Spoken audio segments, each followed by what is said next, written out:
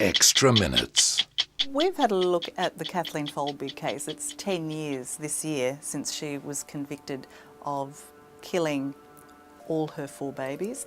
And the reason we're looking at it now is because there's been an academic, an Australian-born academic who now lives in Canada, who has gone through her trial absolutely meticulously and has put that trial into some sort of context and has come up with the conclusion that Kathleen Folbig certainly didn't get a fair trial and, in her opinion, most likely did not kill her children. I really started looking at the Folbig case with the belief that she was guilty. And based on what I'd read in the newspapers and seen of the diaries, I really thought she probably was. And I was interested to understand if this was a sound conviction, how it was different from those that had been wrongful, and whether we could understand more about how to diagnose murder by looking at Kathleen Folbig's case. Have we learned how to diagnose murder by looking at Kathleen Folbig's case? I think we've learned quite the opposite. I think we've learned how to make some pretty serious mistakes. When Kathleen Folbig went on trial, according to our academic, it was mothering that was put on trial.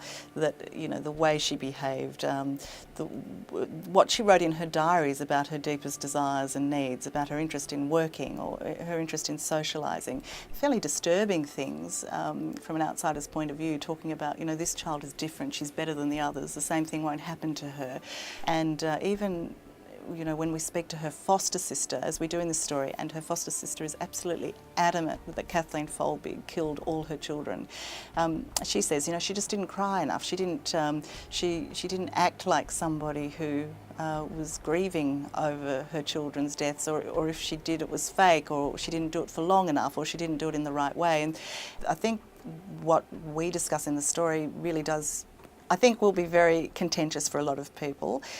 It's certainly will be contentious for those people involved at the time of Kathleen's trial, and I think it raises very serious questions about whether this woman really did get a fair trial or not in the context of the evidence that was presented, and how it was presented, and how it was incorrect at the time. If I had mellowed out and just let them pretty much do what they wanted to do, I have the thought in the back of my head that maybe they wouldn't have died.